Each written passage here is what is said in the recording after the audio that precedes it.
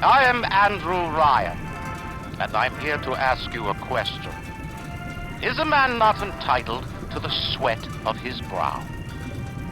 No, says the man in Washington, it belongs to the poor.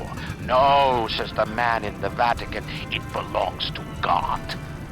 No, says the man in Moscow, it belongs to everyone. I rejected those answers. Instead, I chose something different. I chose the impossible. I chose rapture. Hey, this is Charles Onyett, here to review BioShock, Irrational's first-person shooter for PC and Xbox 360, although now they're called 2K Boston in Australia. But regardless of what their name is, they've made an incredible game here.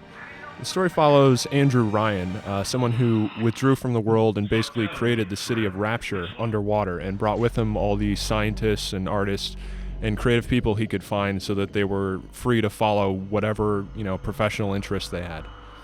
Ken Levine said the game was based largely on Atlas Shrugged, which was Ayn Rand's last novel, and such influence shows pretty strongly in the game's characters.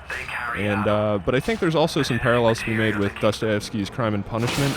Andrew Ryan is a lot like Rodion Raskolnikov's idea of an exceptional person, believing that without fail there are those in the world destined to be incredible, and isn't worried about crushing others along the way. If it's for the greater good, basically ends justify the means. The fact that you can even make these kind of allusions to literature and not just, pop fiction like something like Da Vinci Code. How a proper breadth of reading preparation can actually allow you to more fully appreciate the game experience is a huge asset in BioShock, something that hardly any developer or publisher wants to take a chance on. And though Andrew Ryan had such a strong vision of creating Rapture, it's clear pretty much from the first 5 minutes of the game that he completely failed in pulling it off, which you'll recognize within about 5 seconds of starting the game. So you play a nameless hero, you crash in a plane at the beginning and have to take refuge in Rapture or face certain death in the water because it's really the only structure there to save you.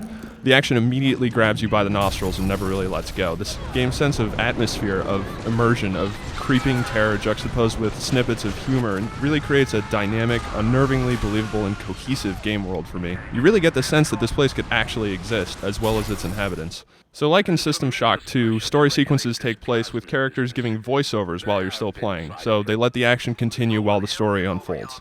No character in the game is flat, they're all expertly voiced, have multiple dimensions to them, and to the point where you find yourself even sympathizing with people you know or at least perceive to be villains. You just don't see this kind of character development in games today. Publishers and developers are far too willing to bypass story altogether, and BioShock is a towering example of how engaging narrative and round characters can dramatically improve a game's quality.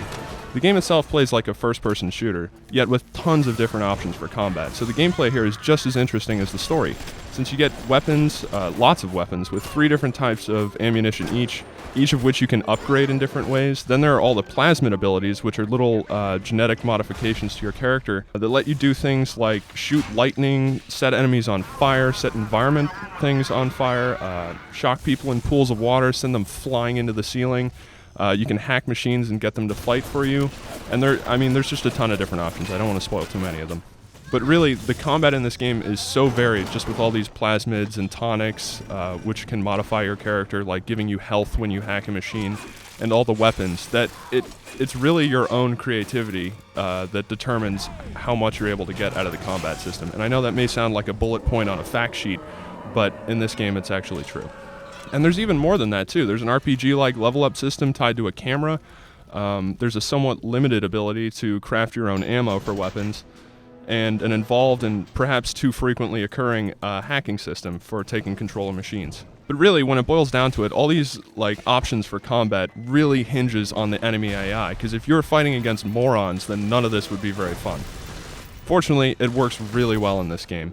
Enemies respond to your behavior-modifying plasmids, have interesting attack patterns, and are generally pretty challenging, assuming you've set the difficulty to hard. Big Daddy fights, which you'll have to engage in frequently throughout the game to upgrade your character, are some of the most intense battles we've ever encountered. These guys are extremely powerful foes.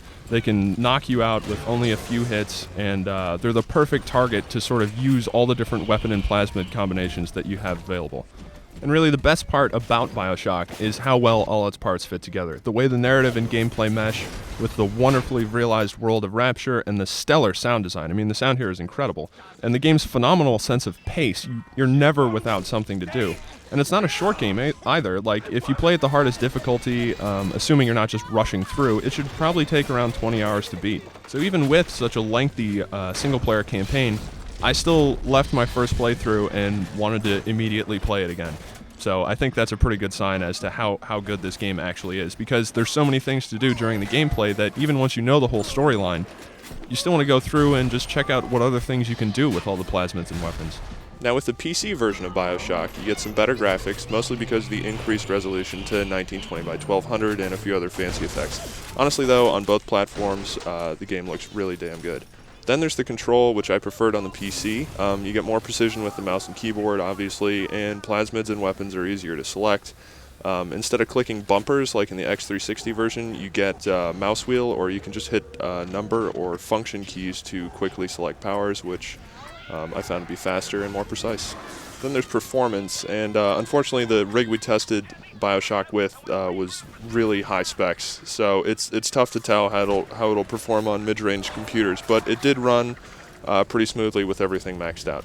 Overall, the differences aren't drastically pronounced. If I had to choose, I would probably go PC just because of the better control. But ultimately, it probably just comes down to, do you like sitting at a desk or do you like sitting on a couch? So basically what I'm trying to say with all this blabbing is just go buy the game. You will enjoy yourself.